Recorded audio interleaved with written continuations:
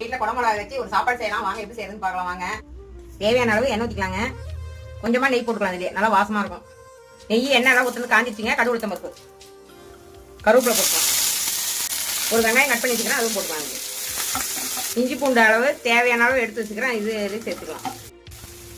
தக்காளி ஒரு தக்காளி தான் சின்னதாக எடுத்துக்கிறேன், அதுவும் இதில் கட் பண்ணி இதிலே சேர்த்துக்கலாம். மிளகாய் தூள், மஞ்சள் தூள், கறி மசாலா தூள், கொத்தமல்லி தூள் தனி, கொஞ்சமாக உப்பு போட்டுக்கலாம். சாப்பாட்டில் அப்புறம் பார்த்துலாம் அப்புறம் பார்த்து போட்டுக்கலாம். கட் பண்ணி வச்சா பொடி பொடியாக கட் பண்ணி வச்சுக்கிறேன். நீளமாக கட் பண்ணி வச்சுக்கிறேன். இந்த மிளகா இதிலே சேர்த்துக்கலாம். குடமிளகா கொஞ்சமாக தண்ணி ஊற்றி இதிலே வெந்துடும். குடமிளகா தானே சீக்கிரம் வெந்துடும். கொஞ்சமாக லைட்டாக தண்ணி ஊற்றிக்கலாங்க. அவ்வளோதான். ஒரு 10 நிமிஷம் அப்படியே சிம்மிலே வச்சு வேக விட்டுறலாம். கொத்தமல்லி தலை அப்படி கொஞ்சமாக தூவி விட்டுக்கலாம். பொடி பொடியாக கட் பண்ணி வச்சுக்கிறேன், அது இதிலே போட்டுக்கலாம்.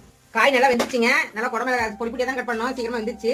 இதுலேயே சாப்பாடு இதுலேயே நல்லா ஆற வச்சுக்கிறேன், வடிச்சு ஆற வச்சுக்கிறேன். தேவையான அளவு போட்டு உப்பு பார்த்து சாப்பிட்டோம்னா சூப்பராக இருக்குங்க. குடமிளகா சாதம் சூப்பராக ரெடி ஆயிடுச்சுங்க. இந்த மாதிரி நீங்களும் செஞ்சு பாருங்க, உடம்புக்கு நல்லது. நான் பொரியல் தான் செய்வேன், நீங்க சாப்பாடு செஞ்சிருக்கிறேன். இதில் குடமிளகா எல்லாம் வாங்கிட்டு பொரியல் தான் செய்வேன். இந்த மாதிரி நீங்களும் செஞ்சு பார்த்துட்டு எப்படின்னு சொல்லுங்க. பாய்.